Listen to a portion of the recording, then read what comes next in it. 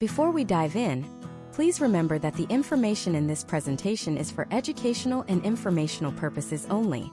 I am not a licensed educational advisor or career counselor. The process of choosing a school is a significant personal decision, and you should always conduct your own thorough research and consult with qualified professionals to determine the best path for your individual circumstances.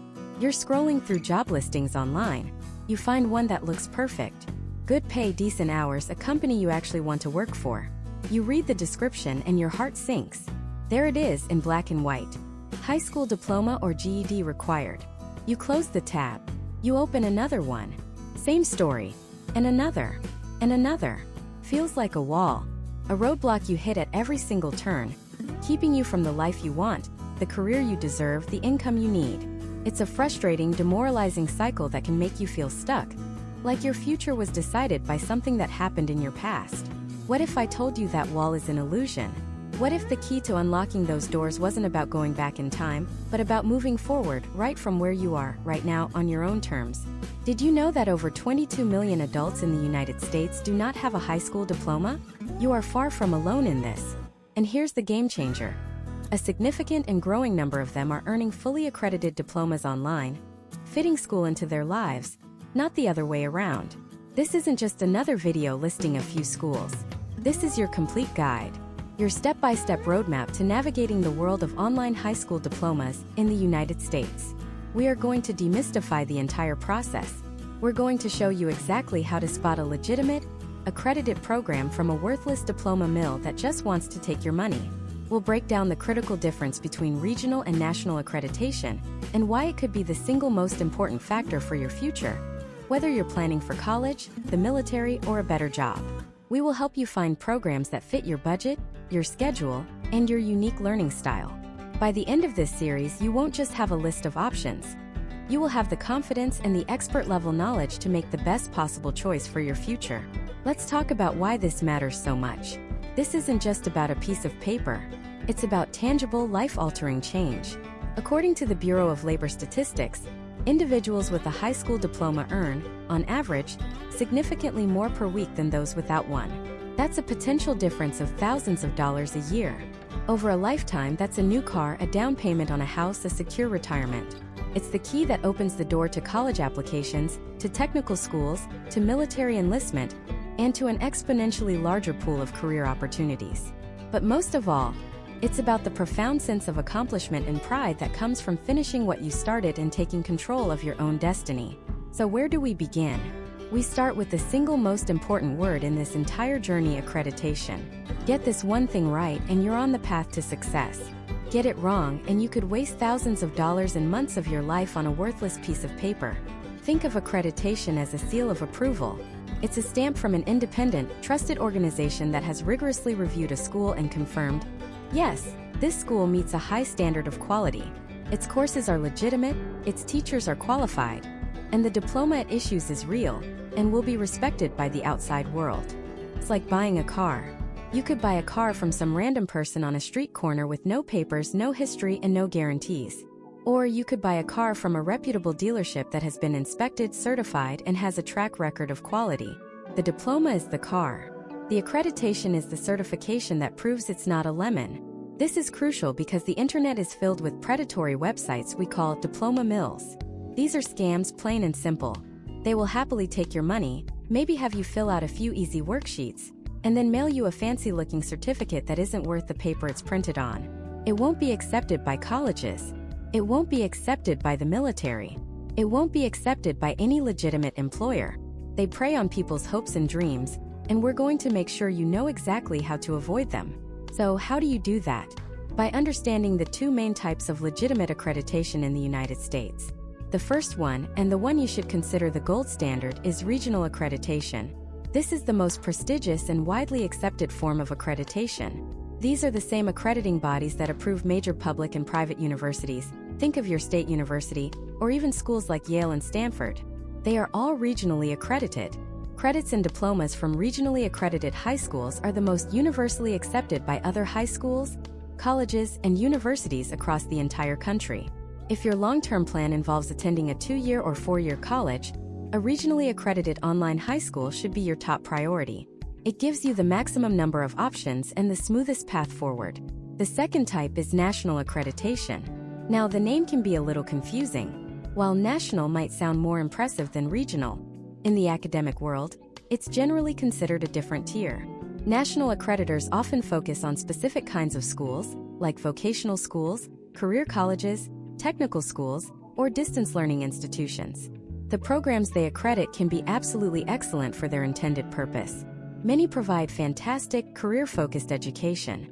However, and this is a big however, you have to do your homework. The primary challenge is transferability. Some four-year colleges and universities may not accept a diploma or credits from a nationally accredited high school. It's not a definite no, but it's a significant hurdle you need to be aware of.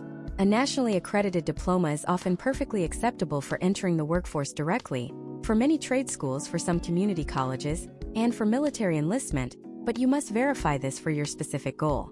So here's your first action step. This is the non-negotiable litmus test for any school you consider. Before you look at the price, the course list, or the testimonials, you go to their website and you find the accreditation page. Any legitimate school will be incredibly proud of their accredited status and will display it prominently. If you have to dig through 5 menus and a dozen links to find it, or if it's not there at all, that is a massive red flag. Close the browser tab and never look back. Once you find the name of their accrediting agency, your job isn't done. You must become a detective. Don't just take the school's word for it. Open a new tab and go directly to the website of the accrediting agency they claim.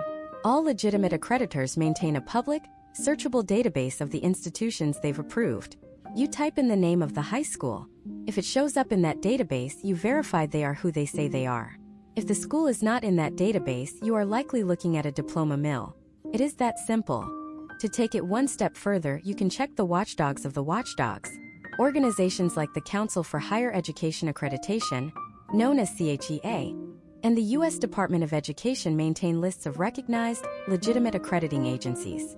If a school's accreditor isn't recognized by CHEA or the Department of Education, then their accreditation is meaningless. Let's be crystal clear about this. Accreditation is not a nice-to-have feature. It is the absolute, non-negotiable foundation of your entire search.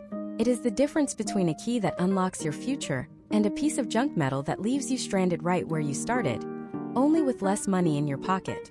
Regional accreditation is your safest and most flexible path, especially for college-bound students.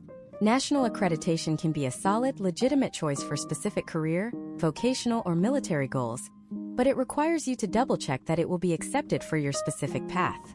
Now that you have the single most powerful tool for separating the real schools from the fake ones, we can start digging into the exciting part: finding the right accredited program for you. Because not all legitimate schools are created equal. Some are designed specifically for working adults who need flexibility. Others are structured more like traditional schools for younger students.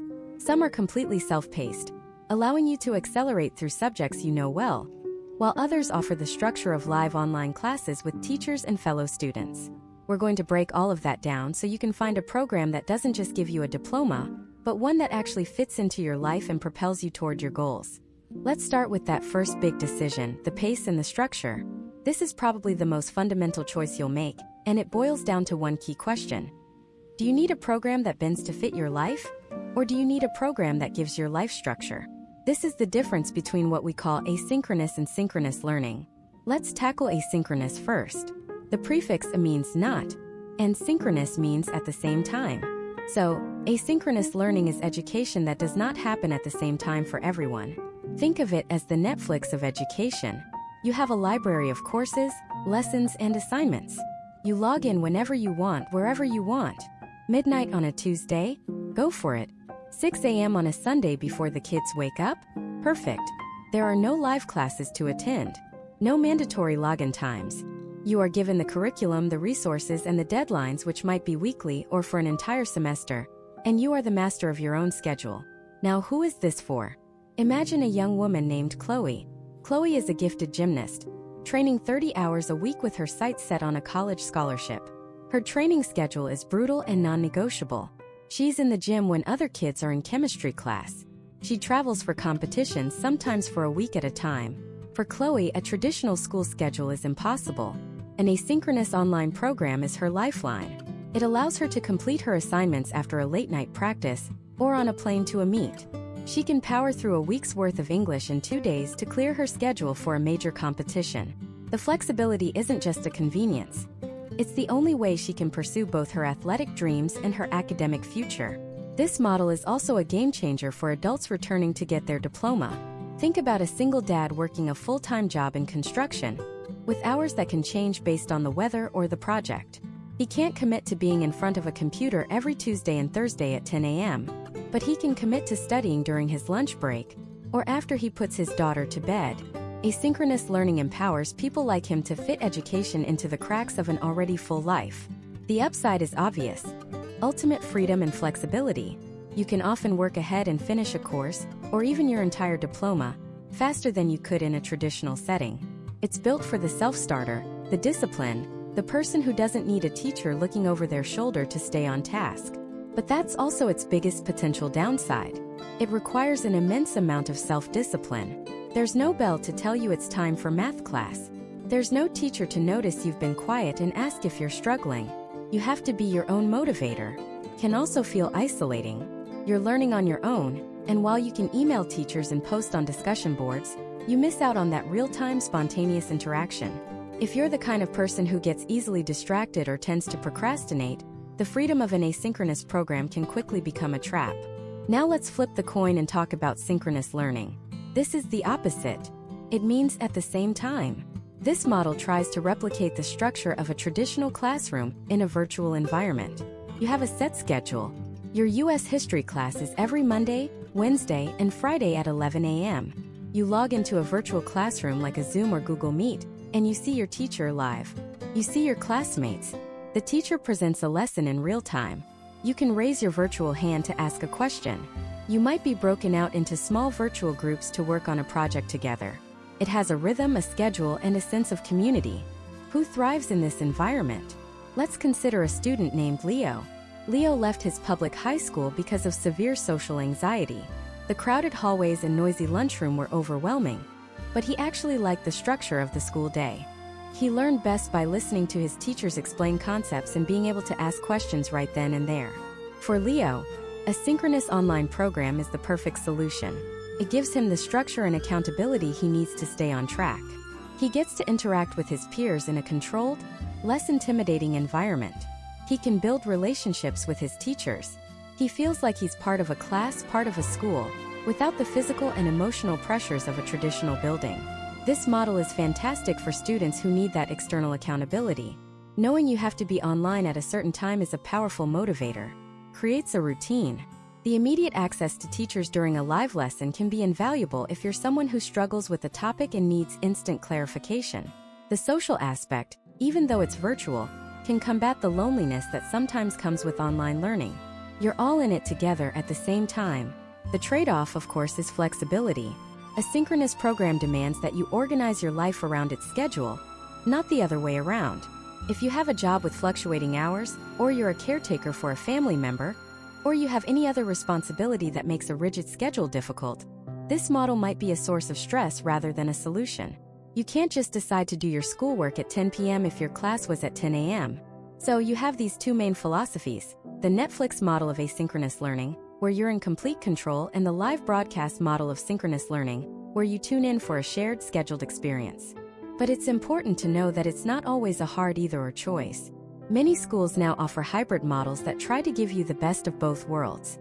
A program might be mostly asynchronous, giving you the flexibility to do your daily work whenever you want, but it might also have mandatory or optional live sessions once a week. These sessions could be for tutoring, Q&A with the teacher, or group projects. This gives you a touch point, a bit of structure and community, without locking down your entire schedule. Conversely, a program could be mostly synchronous, with live classes for core subjects like math and science, but offer electives like art history or creative writing in a self-paced, asynchronous format. So how do you choose? It's time for some honest self-reflection. Get out a piece of paper or open a notes app, and really think about these questions. First, what is your personality? Are you a self-starter? When you're given a big project with a deadline a month away, do you start on it right away? Or do you find yourself pulling an all-nighter the day before it's due? If you're the latter, the structure of a synchronous program might be the very thing you need to succeed. Second, how do you learn best? Do you need to hear things explained live and be able to ask questions in the moment? Or do you prefer to read material, watch pre-recorded videos, and take your time to digest information at your own pace? There's no right answer, but knowing your learning style is critical. Third, what are your real-life, non-negotiable commitments? Map out your average week. Where are the unmovable blocks of time for work, family, or other responsibilities? If your schedule is consistent, a synchronous program might fit in perfectly. If it's unpredictable and chaotic, an asynchronous program is likely the more realistic path. And finally, how important is social interaction to you?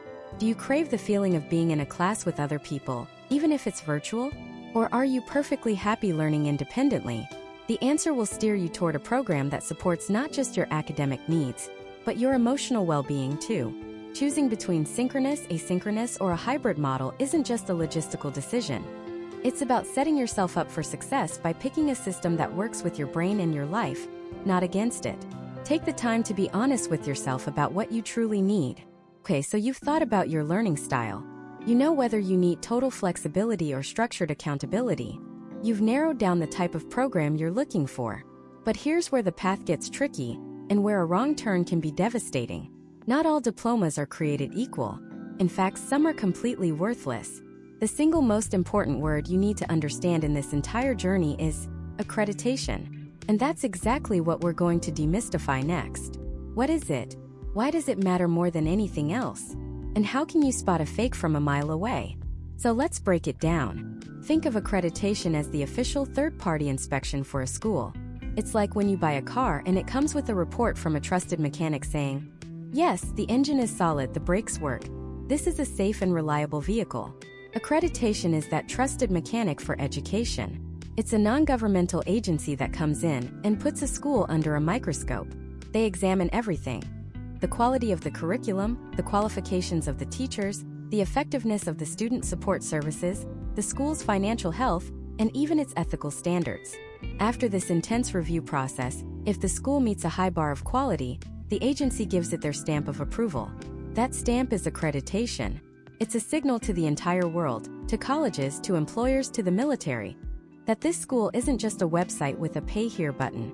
It's a legitimate educational institution that provides a real, meaningful education. Now, why does this one word matter more than a fancy website, a low price, or a promise of a quick diploma? Because without it, the diploma you earn might as well be printed on toilet paper. That sounds harsh, but it's the reality. Let's talk about the 4 doors that a non-accredited diploma will slam shut in your face. First, and for many people, most importantly, college. Imagine you spend 2 years of your life, thousands of your hard-earned dollars, and countless late nights studying to get your online high school diploma. You are so proud. You go to apply to your local community college, maybe to study nursing or computer science. You submit your application, your transcripts, your brand new diploma. And a week later, you get a rejection letter. Not because your grades were bad, but because the college doesn't recognize your high school. They look at the name, check their lists, and see that it's not accredited by a recognized agency. To them, your diploma is a blank piece of paper. Your credits are worthless. They won't transfer. You have to start all over again from scratch. That's not a hypothetical scenario. It's a devastating reality for thousands of people every single year who fall for unaccredited programs. An accredited diploma is your ticket into higher education. Without it, you're not even allowed into the station. The second door is financial aid. If you plan on going to college and need help paying for it, and let's be honest, most people do, you'll need to fill out the FAFSA, the free application for federal student aid. This is how you get access to federal grants, work-study programs, and federal student loans. But here's the catch. The U.S. Department of Education has a rule. To be eligible for federal financial aid, you must have a diploma from a recognized, accredited high school. If your diploma comes from an unaccredited school, when you fill out that FAFSA, you're going to hit a brick wall. No Pell Grant. No federal loans. Nothing. The government essentially says, "We don't recognize your high school education, so we won't help you pay for your college education." Accreditation isn't just about quality. It's about your financial future. The third door is military service. Serving your country is an honorable path, but the Department of Defense has incredibly high standards. All branches of the U.S. military require you to have a high school diploma to enlist. but they are very specific about what kind of diploma. They have a tiered system, and a diploma from a traditional accredited high school puts you in Tier 1, the most desirable category. A diploma from a legitimate, accredited online high school can also place you in Tier 1. But a diploma from an unaccredited online school? That's often considered a Tier 2 credential, putting you in the same category as someone with a GED, or sometimes it's not accepted at all. It can severely limit your career options within the military, or even prevent you from enlisting in the first place. They need to know that their recruits have a foundational education they can count on, and accreditation is their proof. And the fourth door is employment. You might think, well, I'm not going to college or the military, I just need a diploma to get a better job. More and more employers, especially for government jobs, healthcare positions, or skilled trades, are now verifying educational credentials. It's a standard part of the background check. Imagine you ace the interview for a job you've been dreaming of. They offer you the position contingent on a background check. You accept. A week later, you get a call from Human Resources. They say, "We're sorry, we have to rescind the offer. Our verification process found that your high school is not accredited." It's not just embarrassing. It's heartbreaking. Calls your integrity into question. In the eyes of that employer, you either didn't know your diploma was fake, which makes you look naive, or you did know, which makes you look dishonest. So, accreditation isn't just an educational buzzword. It is the key that unlocks all of these doors. But here's where it gets a little more complex, because not all accreditation is created equal. There are two main types you absolutely must know: regional and national. First, let's talk about regional accreditation. Think of this as the gold standard. It's the oldest, most widely accepted, and most prestigious form of accreditation in the United States.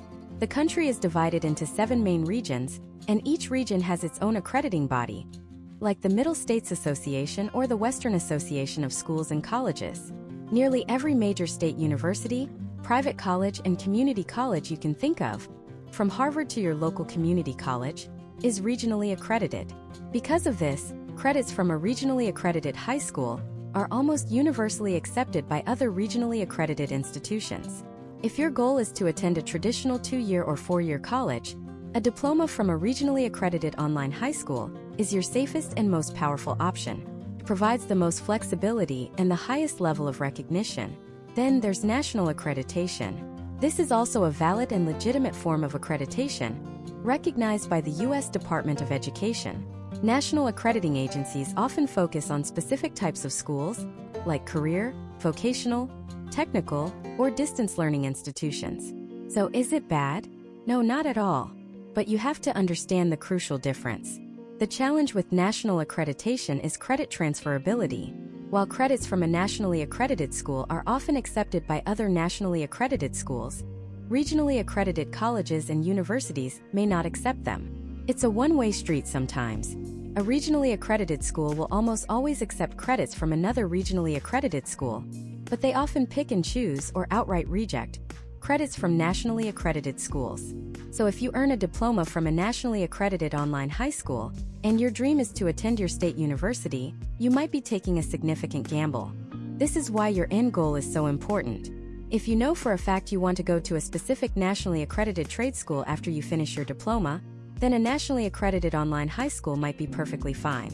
But if you want to keep your options open for any college, anywhere, regional accreditation is the undisputed champion. Now, knowing this, we have to talk about the dark side. The predators, the diploma mills. These are fraudulent companies that prey on people's hopes and dreams. A diploma mill is a business that sells you a piece of paper that looks like a high school diploma, but has zero educational value. They have no standards, no teachers, no curriculum. They are scams, plain and simple. And they are experts at looking legitimate. So how do you spot one? There are some giant red flags. The first is speed. If a website promises you a diploma in 30 days, or based on life experience alone, run. Real education, real learning takes time. There are no shortcuts. Second, look at the payment structure. Legitimate schools charge tuition based on courses, credits, or semesters. Diploma mills charge a flat fee for the diploma itself. You're not paying for an education, you're buying a product. Third, look for the work. A diploma mill will have no real classes, no proctored exams, no teacher interaction. They might give you a few ridiculously easy, open book tests or tell you to write a short essay about your life goals. Real accredited schools have a rigorous curriculum that will challenge you. But the most deceptive trick they use is fake accreditation. They know you're looking for that word, so they create their own. They'll build a professional-looking website for something called the Universal Association of Global Accreditors, or the Accreditation Board for International Schools. And it's all a sham. It's a website they created themselves to accredit their own fake school. It's a snake eating its own tail. It looks official, it uses all the right language, but it's a complete fabrication designed to fool you. They're selling you a fake diploma backed by a fake approval from a fake agency. So how do you cut through the lies? How can you be 100% certain that a school's accreditation is real, legitimate, and recognized by the authorities that actually matter? How do you check the checkers? There are official databases, maintained by the US government and other independent councils, that are the ultimate source of truth. And in the next part, I'm going to walk you through, step by step, exactly how to use these tools. I'll show you the websites, what to click, and what to look for so you can personally verify any school in under 5 minutes and protect yourself from these scams for good. Alright, let's dive right in. The two most powerful tools in your arsenal are completely free and run by the highest authorities in US education. These are your shields. First is the US Department of Education's official database. And second is the database managed by the Council for Higher Education Accreditation, or CHEA. Think of them as the ultimate fact-checkers. If a school or its accreditor isn't recognized by one of these two, you walk away. It's that simple. Let's start with the big one. The US Department of Education. This is the federal government's own list. To find it, open your web browser and search for Database of Accredited Post-Secondary Institutions and Programs. It should be the first result on the official ed.gov website. When you get there, you'll see a simple search page. It'll ask for the name of the institution, and maybe the city or state to narrow it down. So let's do a test run. Imagine you found a school online called Pinnacle Peak Preparatory Academy. It looks great, the website is slick, but you need to know if it's real. You go to the Department of Education's database. In the institution name box, you type Pinnacle Peak Preparatory Academy. You hit search. Now, one of two things will happen. Scenario 1. The school appears in the search results. You'll see its name, address, and most importantly, a section that says accreditation. This is your first major green light. It tells you the federal government recognizes this institution as legitimate. But we're not done yet. Pay very close attention to the name of the accrediting agency listed there. Write it down. We're going to need it in a minute. Scenario 2. You hit search and the database says no results found. This is a massive flashing red flag.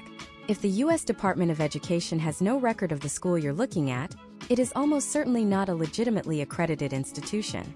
There are very few exceptions. For your own safety, if a school isn't in this database, you should treat it as a dead end and move on. You've just saved yourself a huge headache. But let's go back to scenario 1. You found Pinnacle Peak Preparatory Academy, and it lists an accreditor. Let's say the accreditor is called the Middle States Association of Colleges and Schools. Great, but this leads to the next critical question, the one that diploma mills prey on. Is the accreditor itself legitimate? This is where the scammers get clever. They invent their own impressive-sounding accrediting agencies. They'll call it something like the American Council of Educational Standards, or the Global Accreditation Bureau. They create a website for it and everything. The diploma mill then gets accredited by its own fake agency. It's a circular, deceptive scam. So how do you bust it? This brings us to our second tool. The Council for Higher Education Accreditation, or CHE. CHE is like the accreditor for the accreditors. They are a non-governmental organization that rigorously evaluates and recognizes accrediting bodies. If an accreditor is legitimate, it will be recognized by either CHEA or the US Department of Education itself. So, your next step is to take the name of that accrediting agency you wrote down in our example, the Middle States Association of Colleges and Schools, and you're going to verify it. Go to your search engine and type Council for Higher Education Accreditation, or just CHEA. Their website will come right up. On their site, you'll look for a directory or a search function for recognized accrediting organizations. You search for the Middle States Association of Colleges and Schools, and boom, there it is. It's on CHEA's list of recognized regional accreditors. At this point, you can be confident. You've completed the two-step verification. You verified the school with the Department of Education, and you verified the school's accreditor with CHEA. Pinnacle Peak Preparatory Academy is legitimate. Now let's see how this protects you from a scam. A young man we'll call Kevin was looking for a faster way to finish high school. He found a site for American Standard Online High. It looked professional. It had testimonials. And right on the front page it said proudly accredited by the National Association for the Accreditation of Private Schools, or NAAPS. Sounds official, right? But Kevin knew the two-step process. First, he went to the Department of Education database and searched for American Standard Online High. Nothing. No results. Red flag number 1. He was already suspicious, but he decided to complete the process just to be sure. He took the name of their accreditor, the National Association for the Accreditation of Private Schools, and went to the CHA website. He searched their directory. Nothing. He did a general web search for it and found a bunch of complaints calling it an accreditation mill. In less than 5 minutes, Kevin confirmed that American Standard Online High was a complete fabrication. The school wasn't recognized, and its accrediting agency was a sham. He closed the browser and dodged a bullet that could have cost him thousands of dollars for a worthless piece of paper. He protected his future. This two-step process is your formula for safety. 1. Search the school name on the U.S. Department of Education's database. If it's not there, stop. If it is there, identify its accreditor. 2. Search for that accreditor's name on the CHA database. If the accreditor isn't recognized by CHEA or the Department of Education, stop. It's a fake. If both the school and its accreditor check out, you have found a legitimate program. I want to pause here for a second and let that sink in. You now possess the knowledge to cut through all the noise, all the slick marketing, and all the scams. You can independently verify any online high school in the country. You don't have to take their word for it. You don't have to rely on reviews that might be fake. You can go directly to the source, the highest authorities in the nation, and get a definitive yes or no. This is a superpower in the world of online education. Now, as you do this, you'll start to notice something. The names of the legitimate accreditors will fall into 2 main categories: regional and national. You might see names like the New England Association of Schools and Colleges, which is a regional accreditor, or the Distance Education Accrediting Commission, which is a national one. Both are legitimate. Both are recognized by the Department of Education and CHEA. But the difference between them is one of the most important and most misunderstood aspects of choosing a school. The type of accreditation a school has, regional versus national, can have a massive impact on your life after you get your diploma. It can affect whether a 4-year university will accept your credits. It can determine if you're eligible to enlist in certain branches of the military. It can influence how employers view your credentials. Choosing the wrong type for your specific goals can close doors you didn't even know existed. One is not universally better than the other. They are simply different, and they serve different purposes. So, now that you know how to find a legitimate school, the next layer of this is figuring out how to find the right school for you. But here's the thing. Even among legitimate, accredited schools, not all accreditation is created equal. The type of accreditation a school has can dramatically impact your future, especially if you plan on going to college or joining the military. And that's exactly what we're going to break down next. The critical difference between regional and national accreditation, and how to choose the one that aligns with your dreams. Alright, let's dive into the heart of the matter. Think of accreditation as 2 different worlds, 2 parallel universes. In one, you have regional accreditation. In the other, you have national accreditation. They both sound official, they both sound important, and they are. But the paths they open for you can be dramatically different. It's like having 2 different types of keys. One is a master key that opens almost every door in a giant building. The other is a specialized key that opens a very specific set of doors, but might not work on the main entrance. Your job is to figure out which doors you want to open in the future. Let's start with the master key. Regional accreditation. This is, by and large, considered the gold standard in the United States education system. It's the oldest, most established, and most widely recognized form of accreditation. The country is divided into several regions, and each region has its own accrediting agency, a sort of academic guardian responsible for ensuring the quality of schools in its territory. You'll hear names like the Middle States Association of Colleges and Schools, or the Higher Learning Commission, or the Western Association of Schools and Colleges. These aren't just names. They are institutions with a century-long history of rigorously evaluating schools, from your local public high school to major state universities like UCLA or the University of Michigan. When an online high school earns regional accreditation, it means they've been put under a microscope by one of these prestigious bodies. They've had to prove that their curriculum is challenging, their teachers are qualified, their student support is real, and their graduation requirements are legitimate. They've essentially proven that the education they provide is on par with the best public and private brick-and-mortar schools in their region. So, why does this matter so much to you? It all comes down to one word: transferability, or to put it more simply, acceptance. A diploma from a regionally accredited high school is the closest thing to a universal ticket in the world of American higher education. Nearly every single 2-year and 4-year college or university in the country will recognize it without blinking an eye. When you fill out that college application and they see your diploma is from a school accredited by, say, the Southern Association of Colleges and Schools, they check the box and move on. There are no questions, no doubts, no extra hoops for you to jump through. This also applies to your credits. Let's imagine you took an advanced placement or a dual enrollment college-level course through your regionally accredited online high school. When you get to college, there's a very high likelihood they will accept those credits, allowing you to skip introductory classes and save both time and money. It's a seamless transition. The same goes for the military. The U.S. Armed Forces have very strict educational requirements. A regionally accredited high school diploma is the most straightforward and universally accepted credential for enlistment. It puts you in what they call Tier 1, which gives you the best opportunities. Think of it this way: choosing a regionally accredited school is like building your future house on a solid, universally accepted foundation. You can build any kind of structure on top of it later: a university degree, a military career, a trade school certificate, and the foundation will support it. It's about keeping all of your future doors open. Now let's journey into that other universe: national accreditation. This is where things can get a bit more confusing, but it's crucial to understand. National accreditation is not inherently bad. It's just different. It serves a different purpose. National accrediting agencies like the Distance Education Accrediting Commission, or DEAC, often specialize in a particular type of education. As its name suggests, DAC is an expert in evaluating distance learning programs. Other national bodies might focus on vocational schools, career colleges, or religious institutions. These agencies can have very high standards for the specific things they evaluate. A nationally accredited online high school might have a fantastic career-focused curriculum or a groundbreaking approach to remote learning. The problem isn't usually the quality of the education for its intended purpose. The problem, again, is transferability. Here's the critical difference. While regionally accredited institutions almost always accept credits and diplomas from other regionally accredited institutions, they are often very reluctant to accept them from nationally accredited ones. It's not a guarantee they'll say no, but the odds are significantly lower. It's like that store-specific gift card analogy.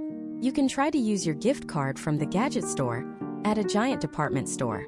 The manager might make an exception, but the system isn't set up for it, and the default answer is usually no. So, if you get your diploma from a nationally accredited online high school and then apply to a big state university, which is regionally accredited, you might run into a major roadblock. The admissions office might not recognize your diploma as equivalent to one from a traditional high school. They may require you to take the GED or an equivalency exam, or to first prove yourself by taking classes at a community college before they'll consider you for full admission. This can be a heartbreaking and expensive detour for a student who worked hard for 4 years to earn their diploma. So, who is national accreditation for? It can be a perfectly valid option for a student with a very specific, predetermined path. If you know with 100% certainty that you want to go directly from your online high school into a specific nationally accredited trade school or career college, and you've already confirmed that the trade school accepts your high school's diploma, then it might be a good fit. For example, maybe your online high school has a direct pipeline into a program for becoming a medical assistant or a computer coder, and that entire pipeline exists within a nationally accredited system. In that specific context, it works. But life is rarely that certain. What if you change your mind? What if, 2 years into your career, you decide you want to go back to school to get a bachelor's degree to move into a management role?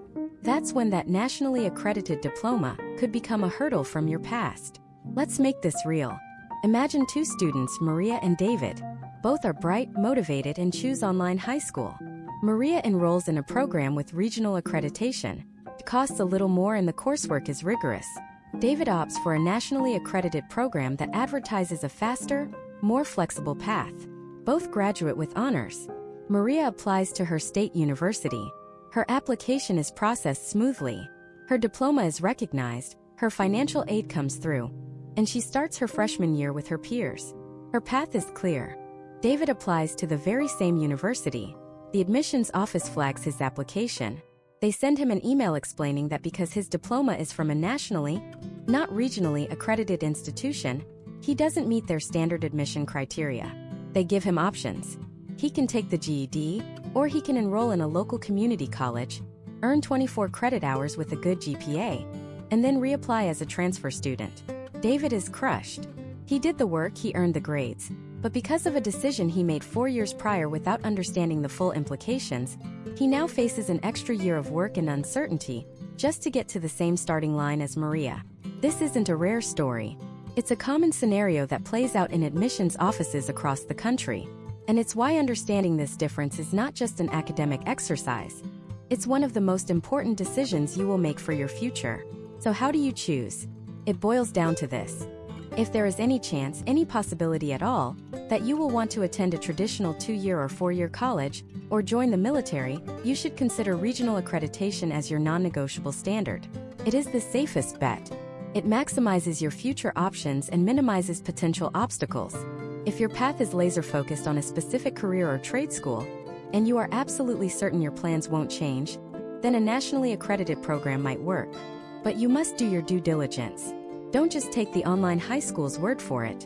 You need to call the admissions office of the specific career college or program you plan to attend and ask them one simple question.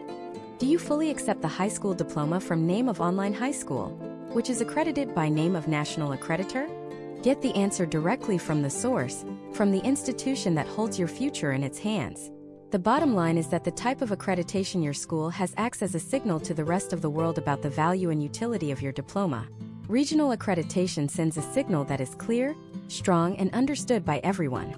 National accreditation sends a more specialized signal, one that might be perfectly understood by a few, but confusing or unrecognized by many. Now, knowing this difference is one thing, but how do you actually check?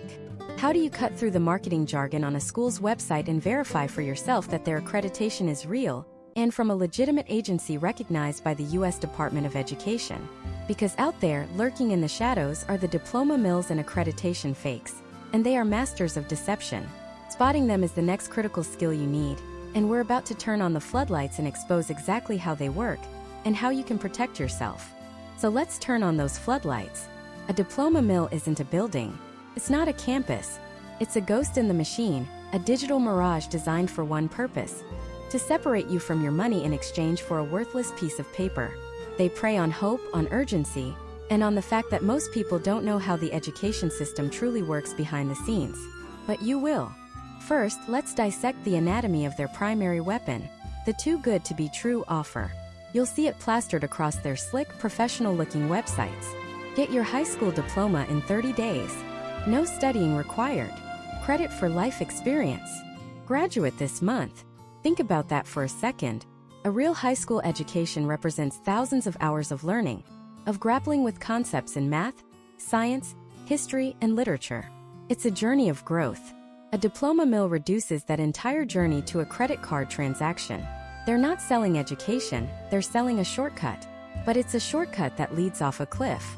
If a program suggests you can get a diploma with minimal to no academic work, with no teacher interaction, and in a time frame that seems impossibly fast, that is your first giant flashing red flag.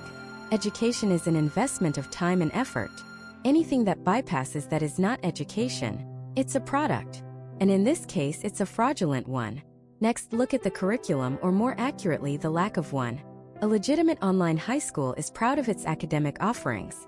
It will have detailed course catalogs, syllabi you can review, information about the qualified instructors who will be teaching you. They want to show you the value you're getting. A diploma mill, on the other hand, is incredibly vague. You'll see generic course titles like math or English with no further description. You won't find teacher biographies or credentials. Why? Because there are no real teachers and no real classes. They have nothing of substance to show you. They might ask you to take a simple multiple-choice test that a middle schooler could pass, or they'll claim to grant you a diploma based on an evaluation of your life and work experience. This life experience credit is a classic hallmark of a scam. While some legitimate institutions do offer credit for prior learning, It's a rigorous, documented process. For a diploma mill, it's just a marketing gimmick to justify taking your money without providing any instruction. Then comes the pressure. Diploma mills operate like boiler room sales operations, not educational institutions. You'll encounter high-pressure sales tactics designed to make you act before you can think. Pop-ups on their website will scream, "Limited time offer. 50% off tuition if you enroll today." A counselor on the phone might tell you, "There are only 2 spots left in this program, you need to decide right now." This is artificial scarcity. A real school wants students who are a good fit, who have considered their options. They have enrollment periods and a structured admissions process. They don't need to pressure you into a decision. A scam artist does. They know that the longer you think, the more research you do, the higher the chance you'll discover the truth. Their entire business model depends on you making a fast, emotional decision based on the fantasy they're selling. And let's talk about the money. Pay close attention to the payment structure. Diploma mills almost always demand a single, lump sum payment up front. They want all the money before you have a chance to realize you've been had. Legitimate online high schools, like any real school, typically offer a variety of payment options. They have monthly payment plans, they discuss financial aid, and their tuition and fees are broken down transparently. You know what you're paying for per course per semester plus any book or technology fees. A diploma mill just gives you a single price for the diploma package. There's no refund policy, or if there is, it's buried in fine print and impossible to actually use. Once they have your money, you are no longer their customer. You are a problem to be ignored. Now, this is where the deception gets truly sophisticated. This is the master illusion. Many people know to ask, "Are you accredited?" And the diploma mills are ready for that question.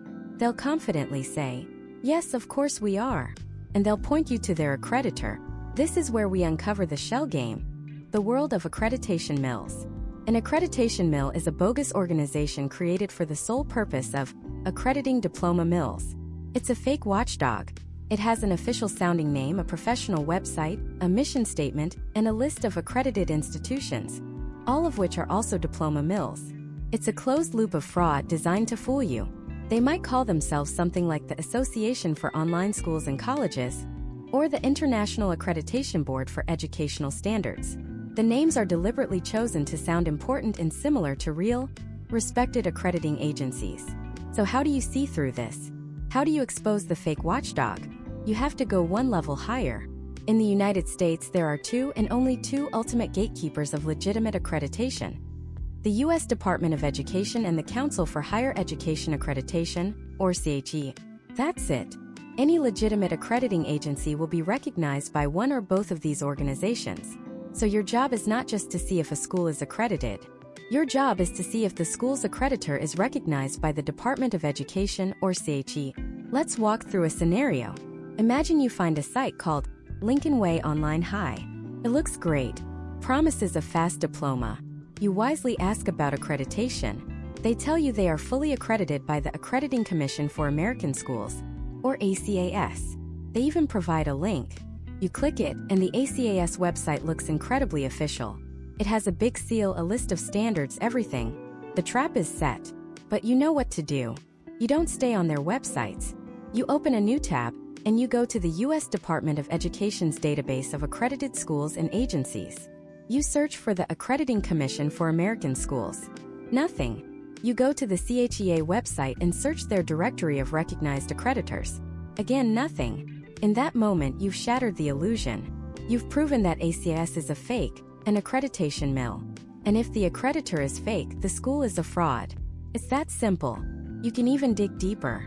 Go back to the fake accreditor's website and look for a physical address. Often you won't find one, or it will just be a P.O. box. If you do find a street address, copy and paste it into Google Maps. You might be shocked to find that the international headquarters of this prestigious-sounding agency is a mail forwarding service in a strip mall, a residential house, or an empty lot.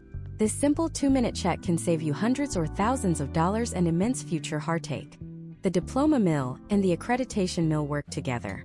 They are 2 sides of the same counterfeit coin. The school creates the demand for a quick fix, and the accreditor provides the illusion of legitimacy.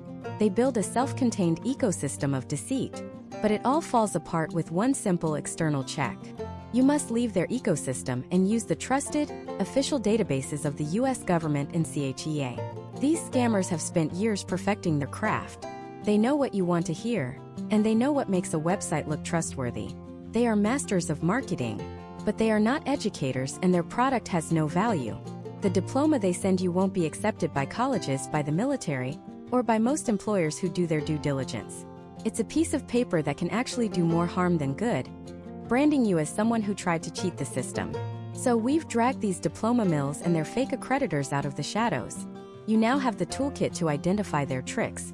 The impossible promises, the vague curriculum, the high-pressure tactics, and the ultimate deception of the accreditation shell game. You know that the real power lies in independent verification through official sources. But knowing what's fake is only half the battle. Now we need to focus on what's real. How do the legitimate accrediting bodies actually work? What are their names and what do they look for in a school? We're about to move from identifying the villains to understanding the heroes of this story.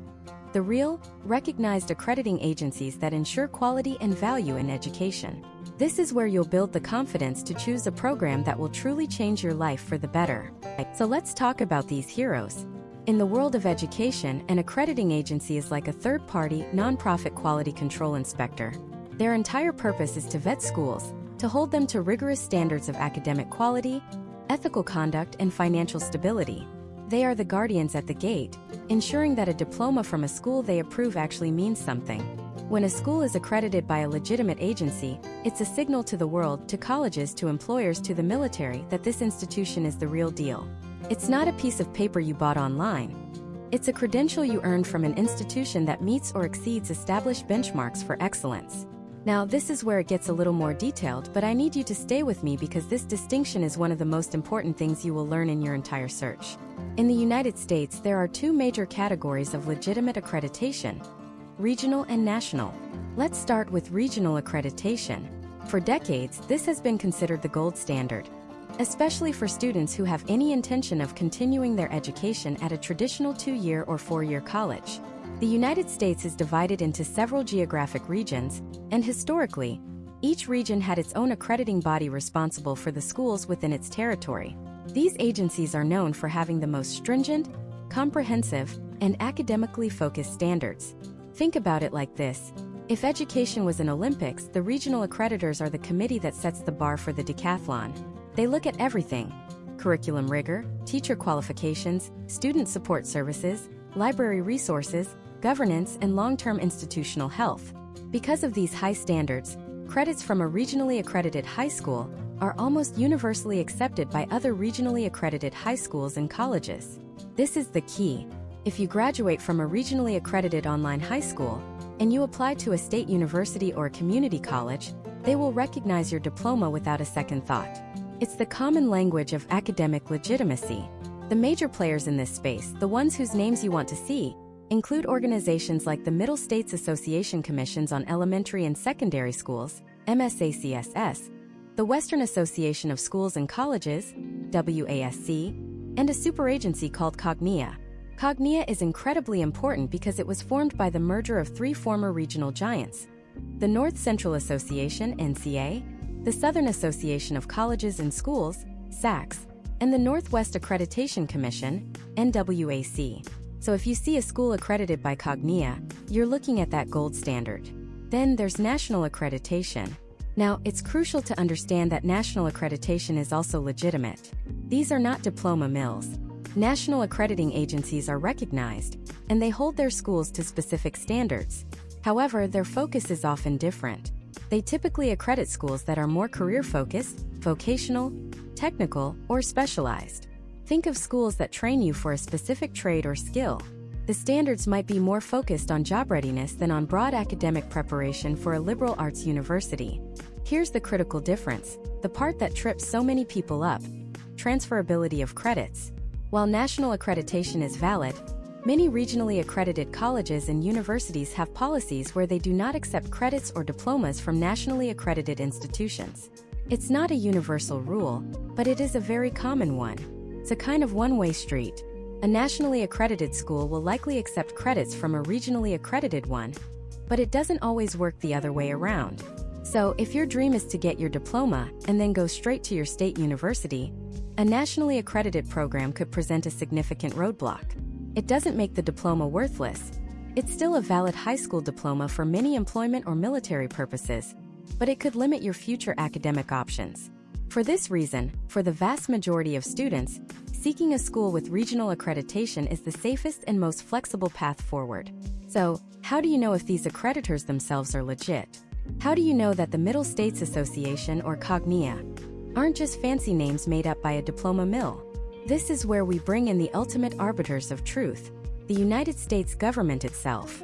There are two main organizations you need to know: the U.S. Department of Education (USDE) and the Council for Higher Education Accreditation, or CHEA. These two bodies do not accredit schools directly. Instead, they accredit the accreditors. They are the organizations that review and officially recognize the regional and national agencies as legitimate authorities on educational quality. If an accrediting agency has been recognized by the USDE or CHEA, it's real. If it hasn't, it's a massive red flag. This is your definitive, non-negotiable litmus test. So let's turn this knowledge into a powerful practical tool. I'm going to walk you through a simple 3-step verification process that will empower you to cut through any marketing jargon and get to the absolute truth about any online high school. Step 1. Go to the website of the online high school you're considering. Find their About Us or accreditation page. They should be proud of their accreditation and display it prominently. They should name their accrediting agency clearly. If you can't find this information easily, that's your first warning sign. Legitimate schools shout their accreditation from the rooftops. Let's say you find it, and the school claims to be accredited by an agency called, for example, the Accrediting Commission for Digital Schools or ACDS. Step 2. This is the most important step. You are going to verify the accreditor, not the school. Open a new tab in your browser and search for the U.S. Department of Education database of accredited schools, or you can just search for DAPUP, which is the official acronym. You'll find a search tool on the Department of Education's official website. In that tool, you will search for the name of the accrediting agency, in our example, the Accrediting Commission for Digital Schools. If that agency is on the Department of Education's list, it is a recognized, legitimate accreditor. You can do the same thing by searching for the Council for Higher Education Accreditation, or CHE. They also have a database of recognized accreditors on their website. If the accrediting agency from the school's website appears in either of these official databases, you've confirmed the hero is real. If it doesn't appear in either database, you stop right there. It doesn't matter what the school's website says, or what a salesperson tells you on the phone. If the accreditor isn't recognized by the USDE or CHEA, for all practical purposes, the accreditation is meaningless. You have just identified a diploma mill. Step 3. For total peace of mind, let's complete the circle.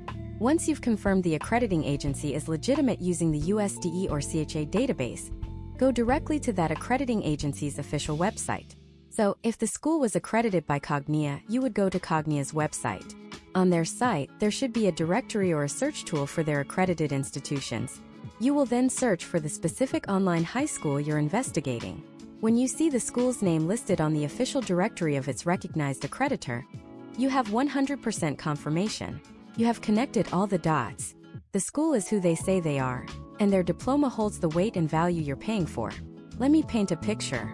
Imagine a young woman named Maya. She's a single mom working full-time, and she needs her diploma to get a promotion at work. She finds 2 online schools that look promising. School A's website is slick, and it says it's accredited by the Worldwide Accreditation Board of Online Learning. School B's website is a bit more traditional, and it says it's accredited by the Western Association of Schools and Colleges, or WASC.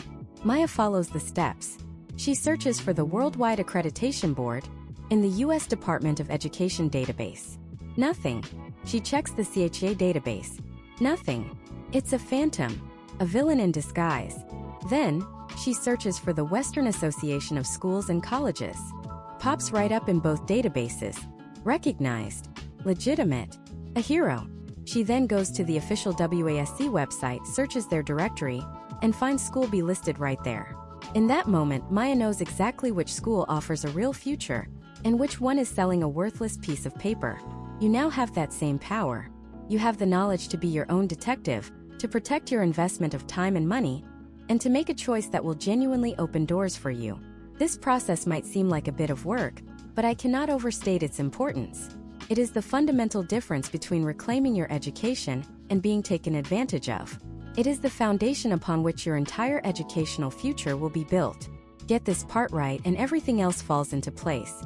Now that you know how to verify the bedrock of any legitimate program, its accreditation, we can start to build on that foundation. The next step is to look at the structure itself. The curriculum, the teachers, the technology, and the support systems that will define your day-to-day experience. We'll break down exactly what a high-quality online program looks like from the inside, so you can choose a school that doesn't just give you a diploma, but gives you an education you can be proud of. Items that will define your day-to-day experience. We'll break down exactly what a high-quality online program looks like from the inside, so you can choose a school that doesn't just give you a diploma, but gives you an education you can be proud of. So let's pull back the curtain. The very first thing you'll interact with every single day is the school's digital campus, often called a learning management system, or LMS. Think of this as the school building, the hallways, the classrooms, and your locker all rolled into one digital space. A great LMS is intuitive, clean, and everything is exactly where you expect it to be. Your dashboard shows your courses, upcoming deadlines are clearly visible, your grades are a click away, and messaging your teacher is as easy as sending a text. It works flawlessly on your laptop, your tablet, and your phone. It's like a perfectly organized digital backpack. You can always find what you need when you need it, which lets you focus on the most important thing: learning. Now imagine the opposite. A clunky, outdated system that looks like it was designed in the early 2000s. You have to click through 7 different menus just to find your assignment. The video lectures buffer constantly. The site crashes an hour before your final paper is due. This isn't just an annoyance. It's a barrier to your education. A poorly designed LMS is a massive red flag. It suggests the school doesn't invest in the student experience. When you're researching schools, ask for a demo of their platform. See if you can get a guest login to click around. If they're proud of their system, they'll be happy to show it off. If they're hesitant, you should be too. Once you're inside that digital campus, what are you actually learning? This brings us to the curriculum and the course content itself. The difference between a good and a great online program often comes down to this. A mediocre program might just upload a PDF of a textbook chapter and follow it with a multiple choice quiz. That's not education. That's just information transfer. A truly high-quality program builds a dynamic, engaging experience. Your history lesson isn't just a wall of text. It's a mix of expert video lectures, primary source documents you can analyze, interactive maps that let you explore ancient civilizations, and virtual debates with classmates in a discussion forum. Your science class doesn't just talk about experiments. It lets you conduct them in a virtual lab simulation where you can mix chemicals without blowing anything up. The content should feel current and relevant. Look for a course catalog that excites you. Do they offer the core subjects you need for college: algebra, biology, American literature, world history? Absolutely essential. But what else is there? Do they have electives that spark your interest, like graphic design, introduction to computer programming, psychology, or a foreign language? A robust catalog of electives shows that the school is committed to a well-rounded education, not just checking boxes. It recognizes that students are individuals with unique passions. And critically, how is this curriculum delivered? This is the concept of pacing. Some programs are fully self-paced or asynchronous. This means you have a set of deadlines for the semester, but you can work through the material whenever you want, at 10 p.m. after your job, or at 6 a.m. before anyone else is awake. This offers incredible flexibility, which is a primary reason many people choose online learning. Other programs have a more structured or synchronous component. This might involve mandatory live video classes once a week where you interact with your teacher and classmates in real time. This provides structure and a sense of community. The best schools often offer a hybrid model, or let you choose the path that works for you. There is no single best way. The best way is what works for your life, your schedule, and your learning style. So ask the admissions counselor to walk you through a typical week for a student. How much is self-directed? How much is live? Understanding this rhythm is key to knowing if the school is a good fit. Now for arguably the most important element of any school, online or off, the people. Specifically, your teachers and the support staff. There's a common misconception that online high school is a lonely, isolating experience where you're just staring at a screen with no human contact. In a bad program, that might be true. But in a great program, it couldn't be further from the truth. The quality of teacher interaction is a defining feature. First, check their qualifications. Your teachers should be state-certified experts in their subject areas, just like in any traditional brick-and-mortar school. This is a non-negotiable standard of quality, but qualifications are just the starting point. The real question is accessibility and engagement. How easy is it to get help when you're stuck on a math problem? A great school will offer multiple ways to connect. You should be able to email your teacher and get a response within 24 hours. They should hold regular virtual office hours where you can drop in for a one-on-one video chat. They should be active in the class discussion forums, asking probing questions and guiding the conversation. Think about feedback. When you submit an essay, do you just get a letter grade back? Or does your teacher provide detailed, constructive comments on your writing, pointing out what you did well and where you can improve your argument? That personalized feedback is where real learning happens. It's the difference between a teacher who is a grader and a teacher who is a mentor. Beyond the teachers, look at the wider student support network. This is the safety net that ensures you don't fall through the cracks. Does the school assign you a dedicated academic advisor or guidance counselor? This person is your main point of contact, your advocate. They should be helping you choose the right courses to meet your goals, whether that's preparing for college, entering the workforce, or joining the military. They are the ones who will help you with your college applications, give you feedback on your personal statement, and guide you through the financial aid process. A school that invests heavily in its counseling department is a school that is invested in your future, not just your graduation. And don't forget technical support. Technology is wonderful when it works, and a nightmare when it doesn't. What happens if your password stops working, or you can't upload a project? A top-tier program has a dedicated IT help desk that you can call or live chat with, available at hours that work for students, not just 9 to 5 on weekdays. This might seem like a small detail, but when you're facing a deadline, it's everything. Finally, let's talk about how your learning is measured. This is assessment and evaluation. A program's rigor can often be judged by how it assesses its students. If every single test is a simple, computer-graded multiple-choice quiz, that might be a sign that the curriculum lacks depth. Look for programs that use a variety of assessment methods to get a full picture of what you know. This includes research papers, lab reports, creative projects, oral presentations recorded via webcam, and collaborative group assignments. These types of assessments measure critical thinking, creativity, and communication skills, the very skills that colleges and employers are looking for. And this brings us to the topic of proctoring. For major exams like midterms and finals, a legitimate online school will often require proctored tests. This means you'll either use special software that monitors you through your webcam during the exam, or you'll have to go to an approved local testing center. While it might sound like a hassle, it's actually a very good sign. It demonstrates that the school takes academic integrity seriously. It ensures that the diploma you earn has real value and credibility. When a college admissions officer sees a transcript from a school that uses proctored exams, they know that those grades were earned honestly. It adds a layer of legitimacy that separates the best programs from the diploma mills. Choosing a school with a thoughtful approach to assessment isn't just about getting a grade.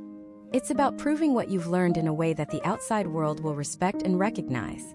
This internal machinery, the LMS, the curriculum, the teachers, the support, and the assessments, is the engine of your education. Getting it right is the foundation for everything that comes next. And now you're in the driver's seat. You understand the engine, but the next question is, what kind of car is it in? Is it a high-performance race car demanding all your attention at specific times? Or is it a reliable all-terrain vehicle you can take out whenever the road is clear? This is the question of program structure and pacing, and it's where the school's philosophy meets the reality of your life. Broadly speaking, online high schools operate on one of two fundamental models: synchronous or asynchronous. Those might sound like technical jargon, but the difference between them will define your entire experience. Synchronous learning is the closest you'll get to a traditional classroom online. It means at the same time. You have scheduled class times, live lectures with the teacher and other students, and real-time discussions. You log into a virtual classroom at, say, 10 a.m. on a Tuesday for Algebra 2, just like you would in a brick-and-mortar school. The advantages here are structure and community.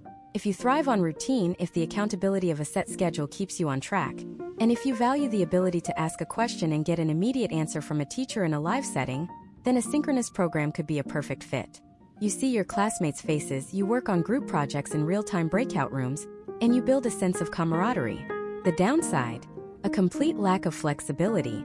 If you have a job with a shifting schedule, Or if you're a parent with unpredictable demands, being tied to a 10 a.m. class might be impossible.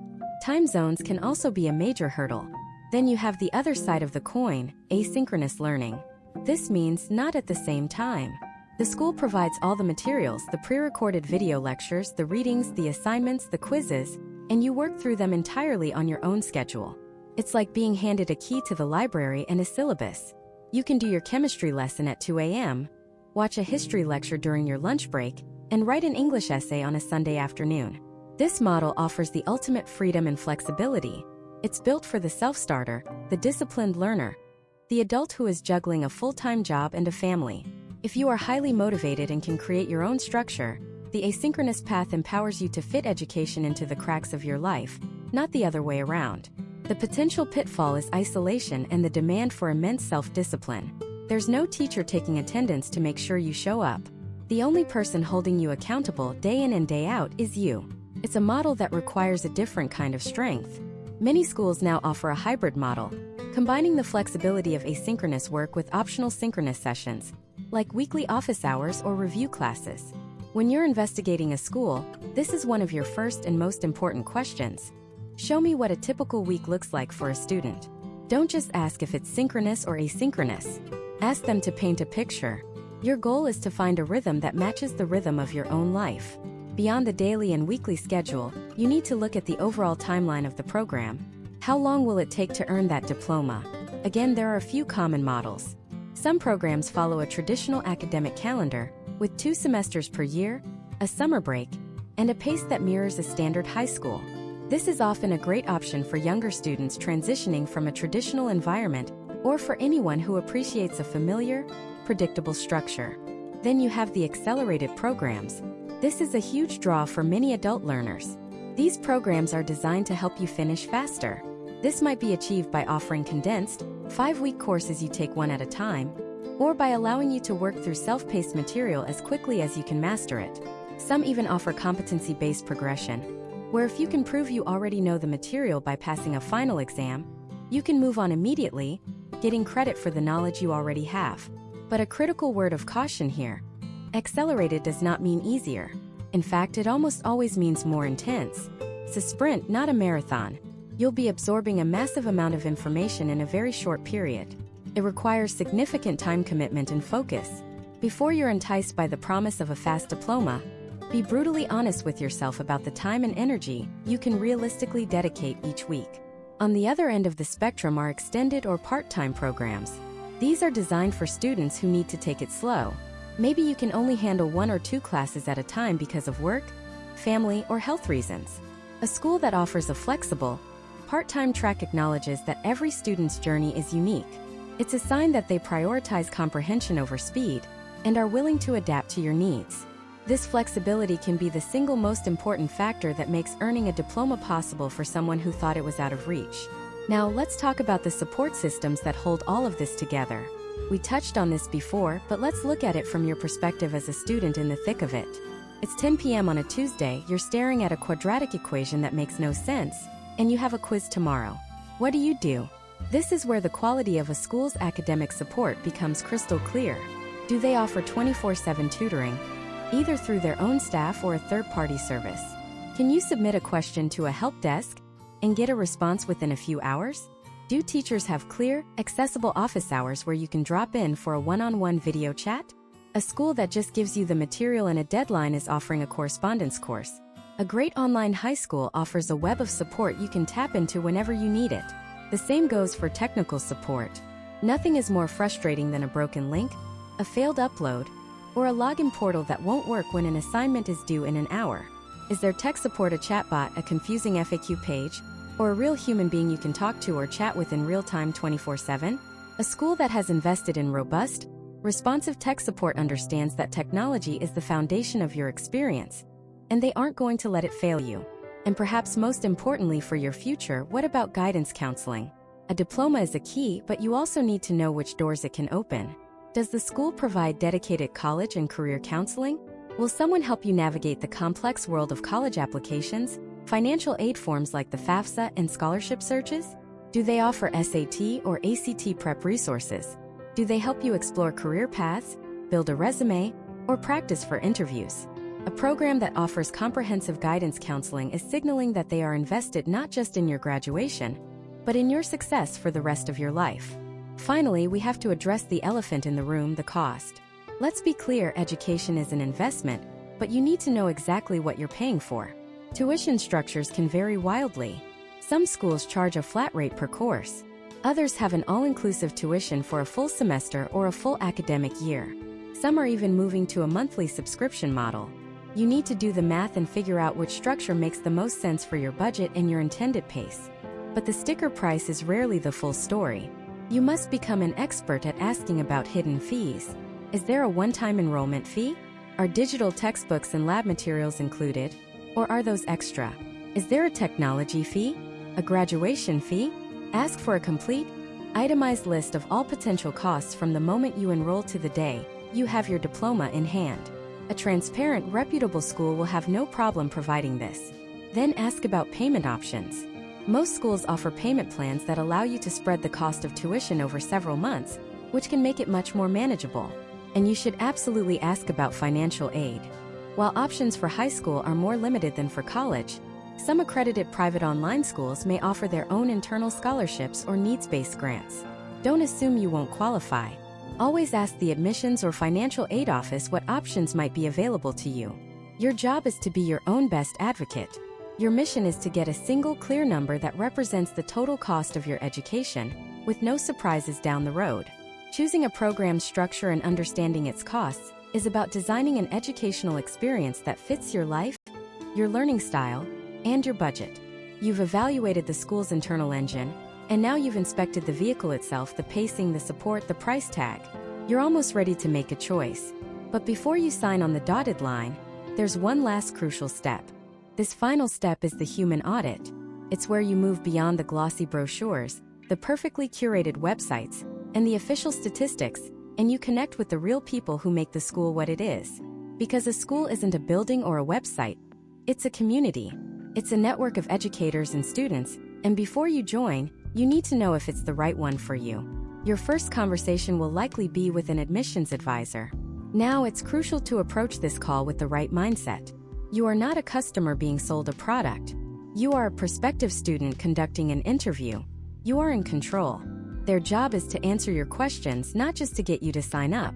A great advisor acts like a guide, helping you determine if their program is genuinely the best fit for your specific life situation. A bad one acts like a high-pressure salesperson, creating false urgency and dodging specific questions. So what do you ask? Go beyond the basics you can find online. Get tactical. Ask questions that test the reality of their support system. For instance, instead of asking, "Do you have teacher support?" ask, "It's 10 o'clock on a Tuesday night. I'm completely stuck on an algebra problem and I have a test tomorrow. Walk me through step by step what my options are right now. Who can I contact? What's their average response time? And what happens if I still don't get it?" Listen carefully to the answer. Is it specific? You would use our 24/7 tutoring portal, connect via live chat, and typically get a response within 15 minutes. Or is it vague? "Oh, our teachers are very supportive and are always there to help." Vague is a red flag. Ask about the educators themselves. What are the qualifications of your instructors? Are they full-time employees of the school? Or are they part-time contractors? This tells you about the stability and dedication of the teaching staff.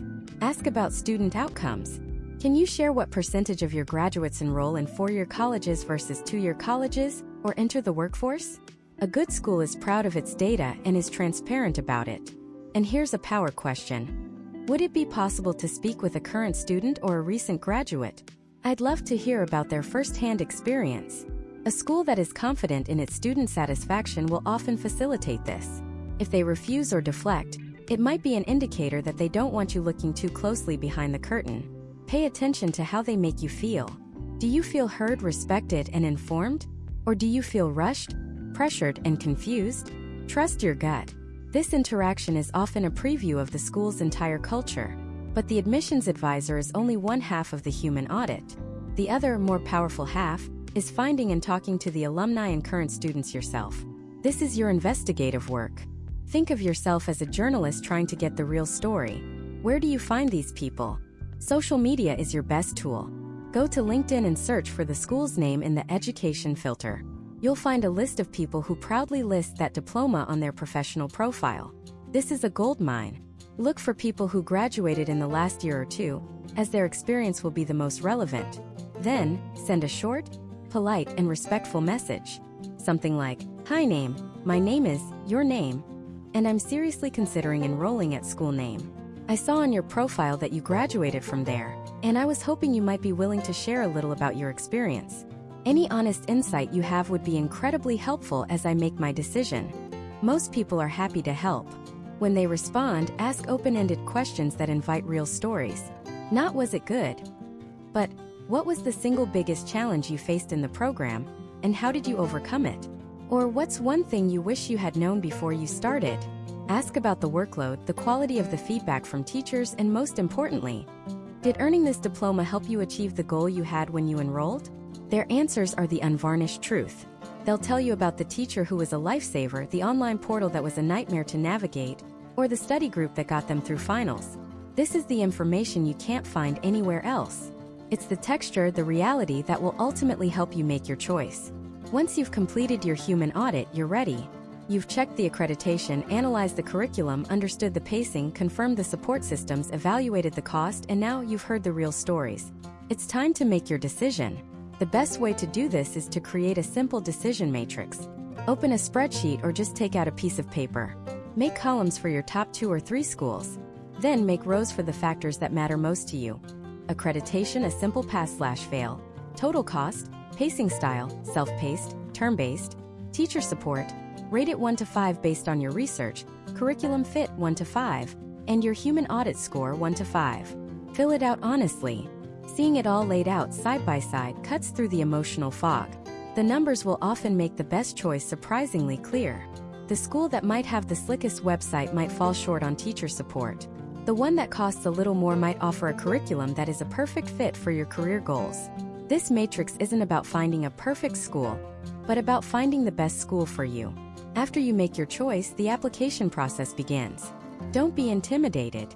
It's mostly a matter of organization. You'll typically need to fill out an online application, write a short personal statement, and provide official transcripts from any previous high schools you attended. The transcript request is the one thing to start immediately, as it can sometimes take weeks for your old school to process it. Gather your documents, proof of identity, proof of residency, and submit everything. It's a final checklist to cross off before your new journey begins. And what happens after you click enroll? What happens after the acceptance email arrives?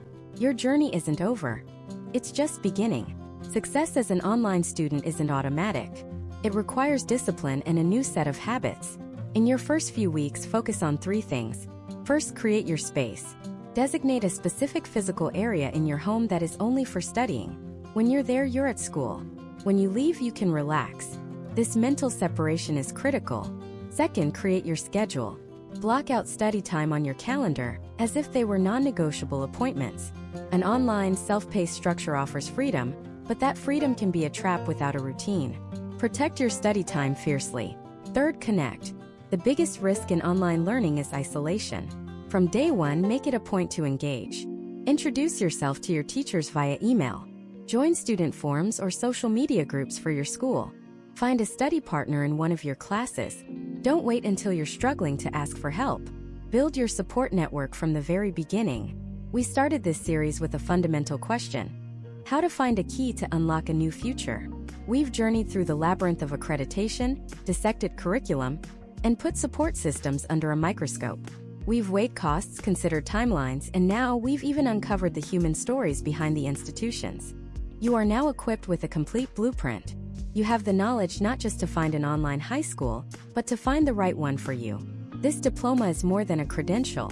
It's a statement. It's a testament to your resilience, your commitment to yourself, and your belief in a future that you have the power to build. The path from here is yours to walk. The tools are in your hands. The decision rests with you. This isn't just the end of a video series. It's the start of your next chapter. The most important work is about to begin. Go out and build the future you deserve.